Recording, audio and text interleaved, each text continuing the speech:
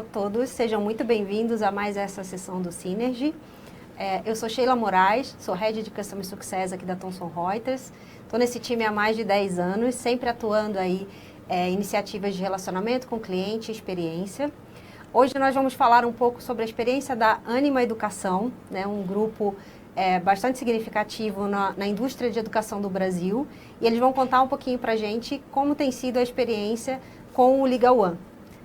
Vou contar aqui com a ajuda da Jeane Avelar, que é a nossa diretora comercial para o segmento de Legal. E tenho a honra de termos aqui conosco hoje também o Humberto Cordella, que é diretor jurídico da Anima Educação. Jeane, vamos começar com a sua apresentação? Obrigada, Sheila. Obrigada a todos pela presença.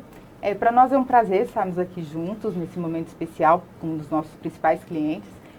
Meu nome é Jeane, eu sou responsável pela área comercial da Thomson Reuters de produtos jurídicos. Também estou há bastante tempo, um tempinho considerável, e é sempre um prazer poder ouvir um pouco mais sobre os nossos clientes.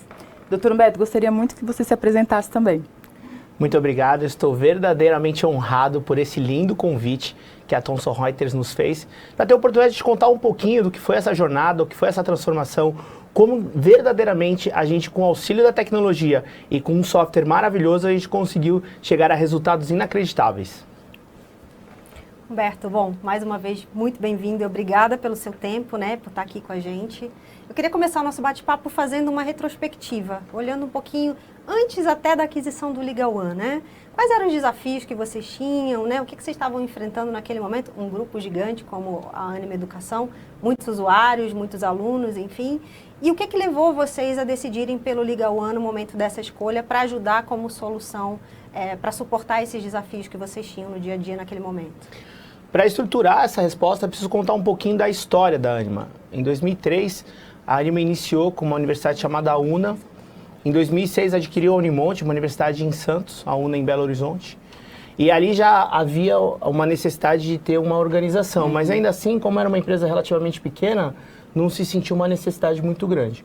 Em 2009, adquiriu-se o UniBH, um centro universitário de referência em Belo Horizonte, e aí, de fato, precisou realmente estruturar e surge a Anima como uma holding, né?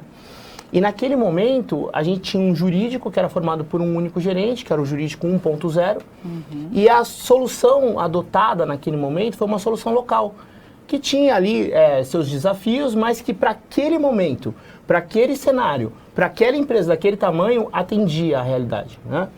Em 2013, a Anima abre capital, e abre capital na B3, ou seja, listada na B3, todos sabem, é um índice e uma necessidade de governança corporativa muito grande. Então, de fato, a Anima precisava ter um controle efetivo de suas contingências. Em 2013, então, abre capital, em 14 compra São Judas, 15 a Sociesc, e ela praticamente triplica de tamanho. Incrível o crescimento. Exato. E aí não tinha outra alternativa senão você recorrer a softwares mais potentes. Mas ainda assim a gente acabou procrastinando um certo tempo. Eu assumi como gerente de contencioso em 2015 e tinha o desafio de reduzir o número de processos. Mas ainda assim muito insignificativo, muito incipiente, né? Então o que a gente fez? A gente começou a avaliar o mercado a partir do momento em que eu fui dormir uma noite e acordei e faltava processo da minha planilha de contingência. Olha. Quando eu, na verdade, fui fazer a planilha de contingência e me deparei com um déficit de 50 milhões de reais por um erro na fórmula de cálculo. Então, de fato, para uma empresa de capital aberto, do tamanho que a Anima estava, a gente não podia mais conviver com esse tipo de situação. Ter esse tipo de risco, né? Porque Exato, é exato. extremamente impactante. Sim. E aí, nesse momento, lá para 2018, eu, conversando com um grande amigo meu, Alexandre Zavaglia, perguntei para ele, falei, olha, o que você tem hoje no mercado, né? Você é um cara tão inteirado, o que você conhece hoje de soluções e softwares inovadores que de verdade possam nos ajudar? Ele falou assim, você vai procurar a Thomson Reuters. Ele foi bem enfático. E foi realmente impactante. E o que chamou bastante atenção naquele momento é que o software do Legal One respondia todas as nossas dúvidas e todos os nossos anseios. E num momento muito crítico, porque a base estava aumentando muito. Então a gente tinha acabado de comprar outras universidades, e o fato de você comprar outras universidades até pelo fato de você ter que estruturar, você vai, obviamente, mandar algumas pessoas embora, você vai mudar o jeito de relacionar com o seu aluno e tudo mais. Sim. Isso acaba gerando um nível de litigiosidade, num primeiro momento, muito grande. Então, o nosso nível de processo estava aumentando. Então, de fato, a gente precisava de um software robusto, né? E nada como apoiar com uma empresa que te dá sustentação e para que vocês sejam core naquilo que vocês efetivamente são destinados, né? Que é apostar na educação. Exato. Esse é um ponto que para mim é o mais relevante. Então, assim, o que foi o grande diferencial da Thomson Reuters? Qual foi o grande argumento que te convenceu a contratar a Thomson Reuters? Um investimento maciço em tecnologia. Quando isso me foi apresentado e até tive outras validações externas, conversando com pessoas do mercado, e as pessoas disseram, a Thomson é uma empresa que investe muito dinheiro em novas tecnologias. Ela adquire pequenas empresas e traz essas novas tecnologias. Ou seja, ela não é uma empresa estanque. Sim. E isso tinha tudo a ver com o DNA da Anima, que é uma empresa disruptiva, que busca práticas inovadoras e que de verdade precisava de uma empresa que não parasse no tempo. Sim. Porque o que havia ocorrido lá? A empresa que a gente tinha contratado era uma empresa que tinha parado no tempo, infelizmente. E não houve uma atualização, não houve uma busca por uma inovação. E aí a gente sabe, quem não inova acaba sendo engolido pelo mercado. E foi o que aconteceu.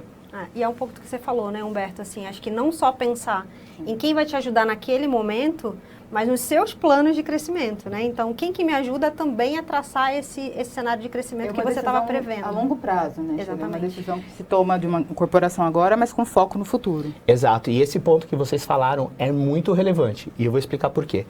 A gente acabou de protagonizar o maior deal da história da educação. A gente adquiriu a Rede Laureate por 4 bilhões de reais. E foi um negócio realmente muito grande. Ela foi, na verdade, uma incorporação, uma aquisição, mas se assemelhou muito a uma fusão. Porque a Laureate, só para vocês terem uma ideia, ela era maior do que a Anima. Então a gente comprou uma empresa maior que a gente. E eu vinha de um processo muito, muito forte de redução de processos, de litigiosidade, aplicando várias ferramentas de gestão para reduzir mesmo o contencioso. E a Thomson Reuters foi muito importante nessa jornada. Pra vocês terem uma ideia, quando eu fiz a migração em 2018, eu levei 6 mil processos para dentro do Legal One. Certo. Desses 6 mil processos, mais ou menos 2.200 processos estavam ativos. Em 2 anos, eu reduzi a base em 55%. Quando eu falo eu, obviamente meu time, né? Sim. A gente reduziu em 55%, com uma economia de 65%. Então foi um ganho muito relevante para a companhia, né? E a ferramenta nos auxiliou muito, porque a gente conseguiu ter uma estratificação, uma clareza das causas raízes. Óbvio que a gente juntou isso com gestão, né? Não só tecnologia, mas gestão. Sim. E a gente conseguiu efetivamente ter resultados incríveis. E aí eu estava nesse momento, né, 2 anos depois, com 1.021 processos, né, com uma base totalmente enxuta, e do dia para a noite eu recebi 10 mil processos. Com aquisição. E aí a grande, e o que vocês falaram tem muita conexão com isso. Porque quando você aposta no parceiro certo, não importa o que você está vivendo, você tem certeza e tem a confiança de que você vai ter apoio. E foi isso que a Thomson Reuters me ofertou. Incrível. Foi um processo de migração de base incrível. Pra você ter uma ideia, nesse processo eu me envolvi muito pouco. Por quê? Porque o processo foi totalmente automatizado, com um nível de segurança absurdo, com um nível de profissionalismo gigantesco, e a gente conseguiu levar 26 mil processos para dentro do Legal One. Então nós podemos dizer que o senhor teve 2 momentos de migração de dados. Na primeira etapa, e agora recente, e vamos partir do princípio que esse momento de implantação ele foi finalizado. Hoje nós temos cerca ou até mais do que 100 usuários conectados e utilizando o Legal One o tempo todo. Perfeito. Que ganho você acredita que isso apoia o grupo Anima Educação para seguir como inovando e tendo esse DNA de vocês de crescimento? A resposta é simples. A resposta chama Juristec. Essa ferramenta nova que vocês agregaram no Analytics foi realmente disruptivo, inovador e muito importante para esse momento que eu estou vivendo. Porque hoje eu não estou mais gerindo 1.020 processos. Eu estou gerindo 10 mil processos.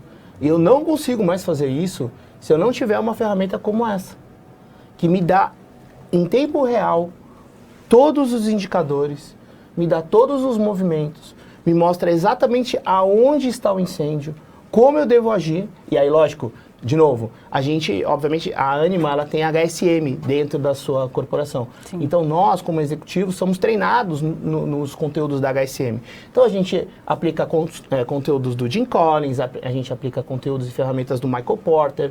Então, sim, são ferramentas que, obviamente, estão dentro da companhia e que nós, como executivos, acabamos nos beneficiando. Mas se a gente não tivesse tecnologia, a gente não chegaria a isso. É a tomada de decisão estratégica com conhecimento dos fatos e atuando naquilo que é relevante para a instituição e para o departamento jurídico. Só para acentuar, eu tenho hoje, lá na minha gestão, 5 pilares. O primeiro pilar chama pessoas. Então, a gente tem um processo seletivo altamente eficaz e de fato, assim, a gente tem uma preocupação muito grande em selecionar o material humano, porque a gente entende que o resultado tem a ver com as pessoas. Sim. Não tem resultado se não tem pessoas. Ponto número 1. Ponto número 2, cultura. Cultura tem uma frase do Nizam que eu gosto muito. Ele diz o seguinte: cultura é o que as pessoas fazem quando você não está por perto. Então a gente tem esse cuidado de descer essa cultura lá para o chão de fábrica, né? Terceiro ponto, muito importante, é gestão. Então a gente tem um princípio muito forte, uma aplicação muito forte de gestão na prática. A gente vivencia isso no nosso dia a dia. O quarto pilar é tecnologia.